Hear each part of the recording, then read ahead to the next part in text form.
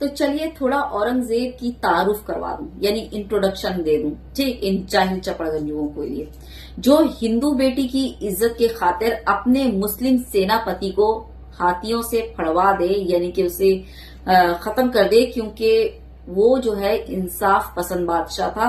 औरंगजेब उसे कहते हैं। जी हाँ, वो इंसाफ पसंद बादशाह, जो एक मुस्लिम जिसने उस हिंदू बेटी को बेटी कहा था, बेटी करके पुकारा था, ठीक, उसको इंसाफ दिलाने के लिए उसने अपने मुस्लिम सेनापति को हाथी से मरवा डाला था। ये है औरंगजेब। और सबसे बड़ी बात, जब औरंगजेब आलमगीर का इंतकाल हुआ था ना, जब वो मरा था ना, तो कोई भी शाही जनाजा नहीं निकला था। बहुत ही सादगी से उनको दफनाया गया था, बहुत ही सादा तरीके से उनका जनाजा निकला था, जबकि वो जो एक मुगल बादशाह थे और काफी जो है उनका नाम था, उनका रोब और दबदबा था, क्योंकि बादशाह औरंगजेब आलमगीर का की जो है ना ये आखिरी ख्वाहिश थी कि एकदम सादगी से निकाला जाए।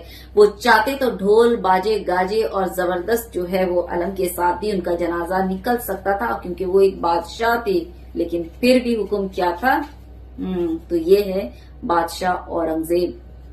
यहाँ तक कि औरंगजेब ने अपने बेटे को आखिरी खत जो लिखा था, उसमें ये लिखा था कि मैंने टोपियां सिलकर 4 रुपए 2 आने कमाए हैं, और उसी से ही मेरे जो है इंतकाल का वो पूरा काम जो है, वो आखिरी काम उसी पैसे से किया जाए, न कि शाही खजाने से। कुरान शरीफ लिखकर उसकी पंक्तियां बेचने से आई थी पूरे 305 रुपए। उन रुपयों को गरीबों मिस्किनों में बांट देने का हुक्म दिया था। किसने? औरंगजेब ने। मेरी मौत पर कोई दिखावा नहीं होना चाहिए, कोई गाना नहीं, कोई संगीत नहीं, कोई समारोह नहीं। ये किसने कहा था? ये बादशाह औरंगजेब ने कहा था।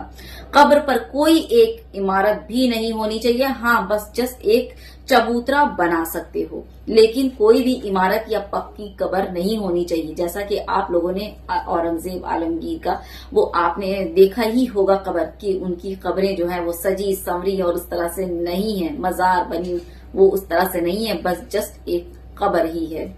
औरंगजेब आलमगीर ने ये भी कहा था कि जब मेरी मौत हो तो मैं इस काबिल नहीं हूं कि मौत के बाद जो है वो मैं छांव मुझे मिले, मुझे छांव में रखा जाए, इसलिए मुझे दफन करते वक्त मेरे चेहरे को ना ढकना।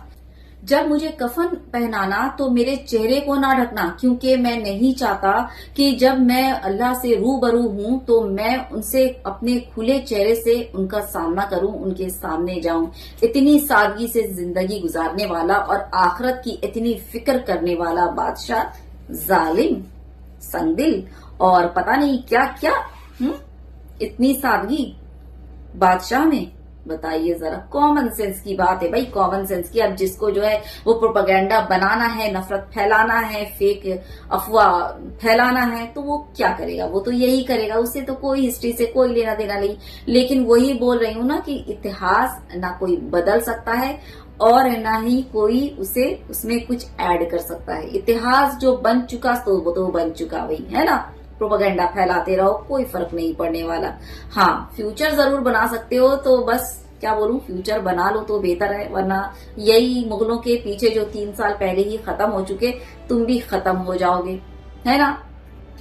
तो बस और क्या कहने, बस यहाँ पर एक ही चीज कहूंगी कि उस वक्त के जो राजा थे ना, वो हिंदू मुस्लिम वाली राजनीति ना ही करते थे, ना ही कभी उन्होंने लड़ा है। उन्होंने अगर भी आपस में लड़ाई की है तो वो सिर्फ अपनी रियाया की भलाई के लिए, अपनी सल्तनत को बढ़ाने के लिए, अपना जो है वो इसलिए अपने तख्त और ताज की लड़ाई थी, ना कि ये हिंदू मुस्लिम वाला गेम था, और ना ही इस तरह की नफरत थी। उन लोगों ने इस तरह का खेल बिल्कुल नहीं खेला। सिर्फ अपनी जनता की भलाई, अपनी रियासत को किस तरह से फैलाना है, बस ये सब थी, ठीक ना।